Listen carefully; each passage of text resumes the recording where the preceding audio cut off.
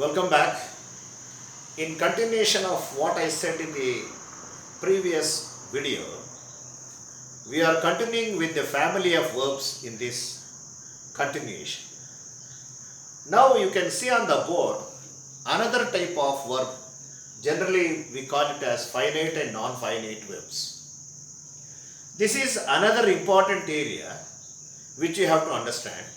In the previous primary auxiliaries, the verbs which we discussed in the previous video, those verbs have only two forms, that is the present form and the past form. Those verbs have only two forms. One is the present and another is the past tense. Here you can see on the board, this is another type of verb. To make it very simple, we can call it as full verbs. What is the role of primary auxiliary and what is the role of full verbs? We call those verbs as primary auxiliaries because most of the times they don't stand independently in a sentence. They help the formation of the meaning. See, if you use he is a boy, the is, the verb is, gives the complete meaning that he is the boy. He is a boy. Here the role of is to help the sentence. That's why we call those verbs, the primary auxiliaries, as also as helping verbs. They help in making the sentence complete.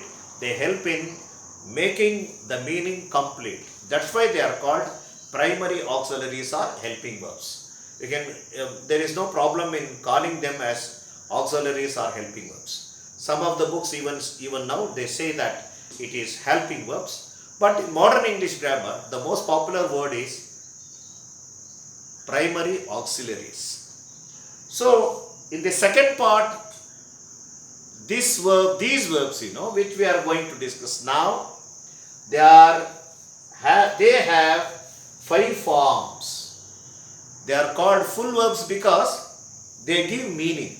If you take the meaning, the word write gives complete meaning, that is going to write something. If you take the verb look, I look at this picture. So that is how it gives a full meaning. So how do we understand these verbs? They are also branded as finite and non-finite verbs. Before we understand what is finite and non-finite verbs, these verbs which we call them as full verb are the verbs that you are going to see in the dictionary. They have 5 forms. Instead of 2 forms, they have 5 forms. The first 2 forms are common to almost all the verbs. Now the verb has present tense form, past tense, past participle form, ing form and infinitive form, 2 plus infinitive form.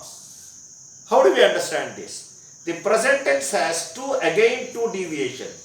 One is write and another is writes. The present tense, the verb write, has 2 areas, 2 deviations. One is the write and another is the writes. To understand, to make it very simple, we can call this as verb 0 form.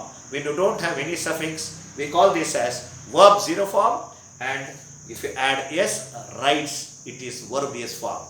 So any verb that has s form is always present tense. Okay? If you don't have s, it is always present tense. So write and writes are present tense. So in present tense we have 2 forms, verb 0 form and verb s form.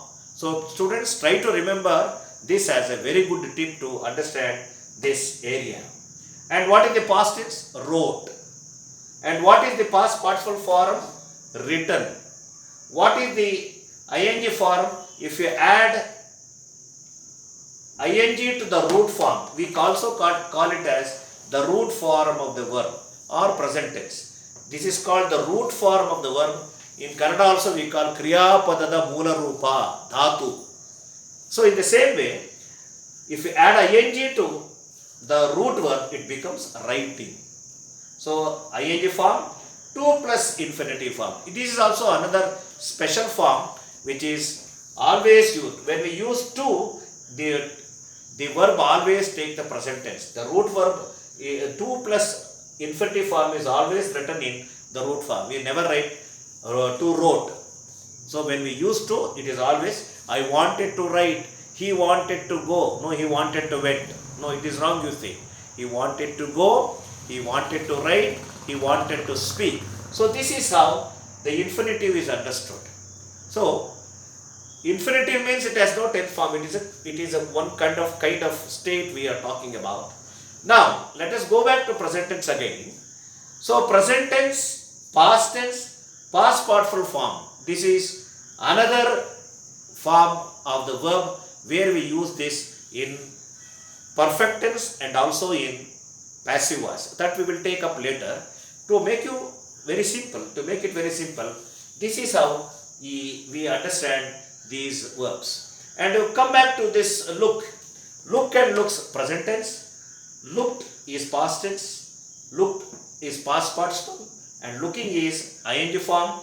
To look is the infinitive form. To plus infinitive form.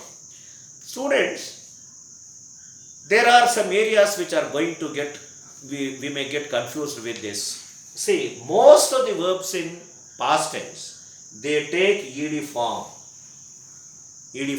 Okay? That area we are going to discuss in the regular and irregular form of the verb. Let us not worry about this right at this point. So written, we call this as en form or ed form. Most of the past participle form of the verbs, they take ed or en forms. So these two things are very easy. So now there is one more area which you have to understand. What is a finite and non-finite verb? Finite verbs are present and past. V1, to your understanding, I have given the graphical representation. To remember, V1 is present tense, V2 is past tense, V3 is past participle, and V4 is ing form, and V5 is to plus infinitive form. So now, here, V1 and V2, present and past tense, they are called finite verb. Why do we call it as finite verb? Because they can be changed in tense form. Any verb that changes its form in tense, they are called finite verbs. Write becomes wrote. Okay? So they stand independently in a sentence and they alter in tense and meaning also. They alter their tenses. Write becomes wrote. When write becomes wrote, when the structure is changed, they are called finite verbs. Look at this. Past participle V3, V4 and other things. They always need the support of an auxiliary. They don't carry any tense. We never write I written. We always write I have written. Coming to ing form, I am writing a letter, he is writing a letter, they are writing a letter. Do you understand the difference? See, the V3 and V4 forms, they always need the support of an auxiliary. That means to say that here they are these verbs, that is the non-finite verbs, they need the support of a primary auxiliaries, and that is the one which is the tense carrier. That is the one which is tense carrier.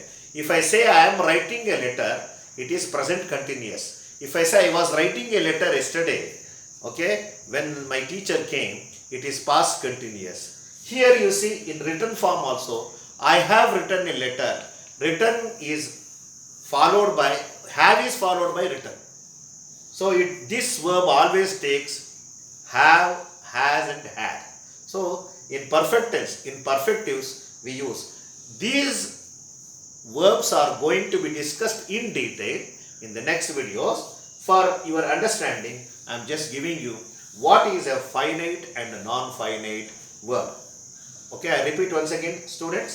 See, when a verb changes its tense from present to past, it is called finite verb. The rest of the verbs are non-finite because they don't have independent meaning. They get the meaning only with the support of an auxiliary. So this is how, to make you understand, to make it very simple, this is what you have to understand. So these verbs, we call it as finite verbs, have finite and non-finite verbs have 5 forms. Okay, more than 2. Present tense, past tense, past participle form. This form is always used in passive voice. V3 is always used in passive voice. Okay, now ing form and 2 plus infinitive form. Okay, in the examination, all these areas are going to be tested in detail. In the successive videos, I am going to speak more about these verbs with applications. Okay, thank you.